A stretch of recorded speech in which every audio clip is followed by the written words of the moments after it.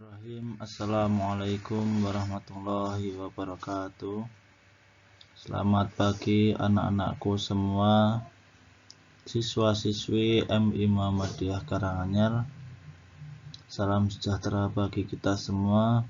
Semoga pada hari ini kita semua masih diberikan nikmat sehat, nikmat sempat, nikmat untuk terus belajar dalam mata pelajaran Sejarah Kebudayaan Islam yang masih berkelanjutan dengan materi yang Pak Guru sampaikan di minggu lalu, yaitu tentang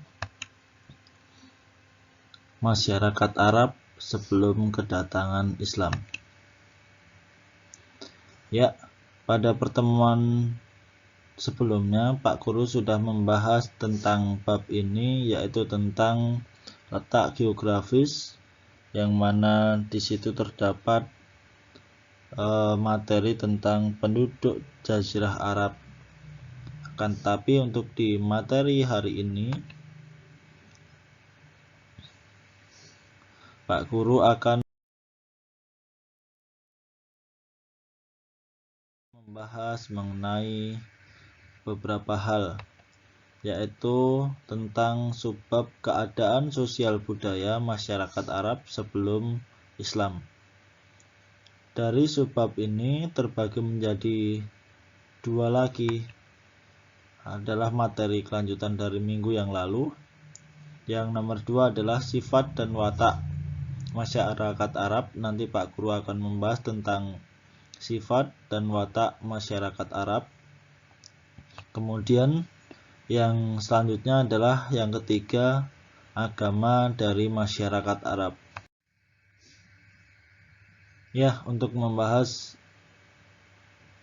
materi pertama pada hari ini, yaitu tentang sifat dan watak masyarakat Arab, akan terbagi menjadi dua sifat, yaitu sifat terpuji dan sifat tercela. Pak Guru akan membahas tentang sifat terpuji terlebih dahulu. Ada beberapa sifat terpuji yang dimiliki oleh masyarakat Arab pada zaman sebelum agama Islam itu datang sendiri.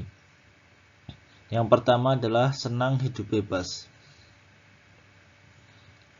Hidup bebas merupakan kebiasaan dari suku Badui atau suku yang ada di Jazirah Arab pada zaman dahulu, yang mempunyai mata pencaharian atau mempunyai pekerjaan sebagai pedagang dan peternak. Kebiasaan mengembara dan berdagang ini menimbulkan semangat kebebasan dalam masyarakat Arab itu sendiri. Jadi masyarakat Arab pada zaman dulu itu suka mengembara dan berdagang dari satu tempat ke tempat lain yang memakan jarak, sehingga menimbulkan semangat kebebasan dan menghadapi suatu masalah di tengah perjalanan. Hal itu yang membuat masyarakat Arab suka hidup bebas. Dan karena seringnya masyarakat Arab itu berpindah-pindah, maka masyarakat Arab tidak pernah terjajah oleh bangsa lain, karena berpindah dari satu tempat ke tempat yang lain. Jadi untuk dijajah dari masyarakat atau negara lain itu sangat sulit karena tidak terdeteksi. Begitu. Kemudian yang kedua adalah pemberani. Sifat pemberani yang ada dalam diri masyarakat Arab ini muncul karena seringnya masyarakat Arab ini melakukan penggembaraan dan berpindah-pindah tempat. Jadi sifat pemberani ini merupakan sifat yang dasar dari masyarakat Arab itu sendiri. Seperti yang Pak Guru sampaikan, sifat ini muncul karena adanya gemblengan atau keadaan yang membuat masyarakat Arab itu melakukan perpindahan dari suatu tempat ke tempat lain, dan ini disesuaikan dengan keadaan. Jadi ketika masyarakat Arab itu terancam, jadi mungkin dia melakukan suatu pembelaan, sehingga masyarakat Arab dijuluki sebagai masyarakat yang pemberani. Kehidupan keras dalam setiap perjalanan menjadikan mereka pemberani dan cepat naik darah. Nah, kemudian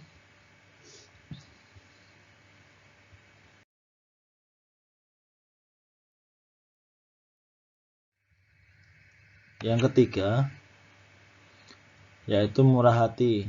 Sifat ini mengakar dari dalam diri masyarakat Arab. Jika salah satu mereka menemui atau menerima sebuah tamu atau seorang tamu, maka tak segan mereka menyembelih unta untuk dijadikan jamuan bagi tamunya. Jadi ketika seorang dari masyarakat Arab itu menerima sebuah tamu atau seorang tamu, maka dengan senang hati mereka akan menyajikan apa yang ia miliki, begitu. Kemudian yang keempat adalah menepati janji. Menepati janji merupakan sifat dasar dari masyarakat Arab. Mereka menganggap sebuah janji adalah hutang. Oleh karena itu, ketika masyarakat Arab berjanji, maka ia akan berusaha untuk selalu menepati apa yang ia katakan. Kemudian yang kelima adalah pantang menyerah. Masyarakat Arab memiliki watak pantang menyerah, dan apabila mereka menginginkan sesuatu, maka mereka akan terus menggapainya, begitu.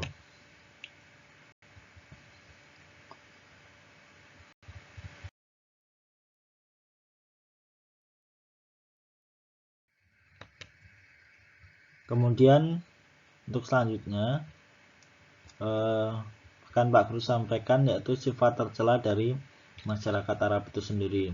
Jadi ada sifat baik, ada sifat yang jelek atau sifat tercela yang perlu anak-anak ketahui. Yang pertama adalah menyembah berhala.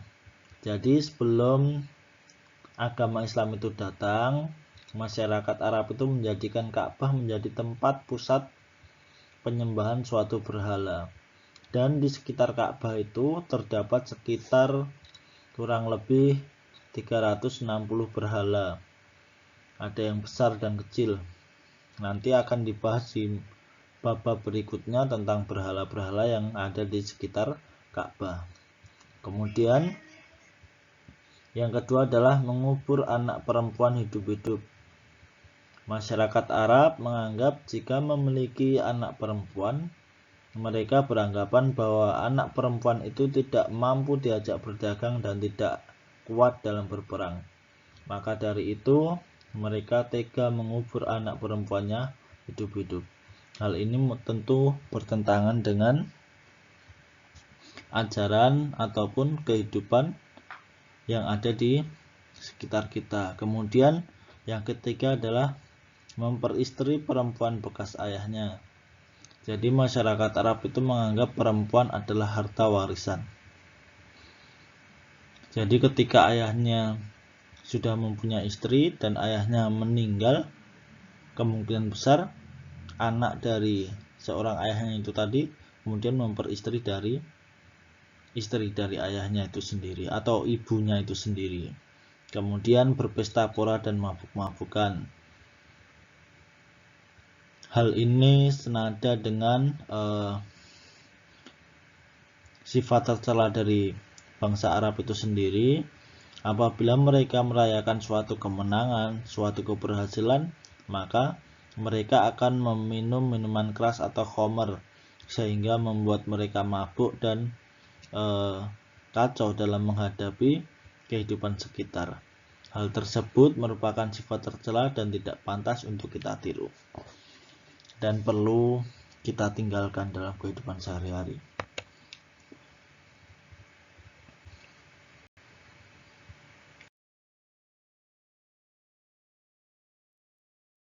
Kemudian ini merupakan materi yang terakhir dari bab ini, yaitu tentang agama dari masyarakat Arab itu sendiri.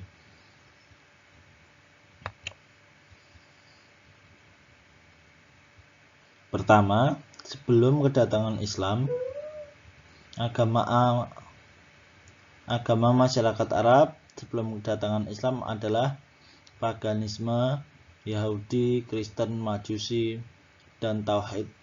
Paganisme merupakan agama mayoritas yang ada sejak nenek moyang. Setelah itu agama tersebut mulai pudar dan berganti menyembelih berhala sebagai sarana berhubungan antara masyarakat Arab dengan Tuhan.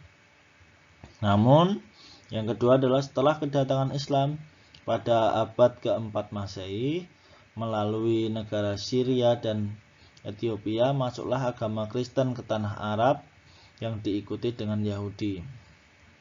Penyebaran agama ini membuka jalan bagi kelahiran pemimpin besar yang ditunggu-tunggu, yaitu Nabiullah Nabi Muhammad Shallallahu Alaihi Wasallam.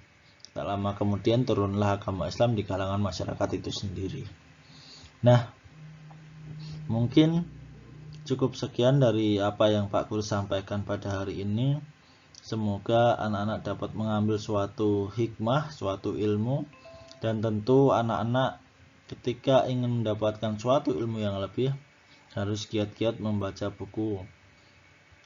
Silahkan dibaca bukunya, buku paket di bab pertama. Kurang lebihnya mohon maaf. Akhirus salam. Wassalamualaikum warahmatullahi wabarakatuh. Terima kasih.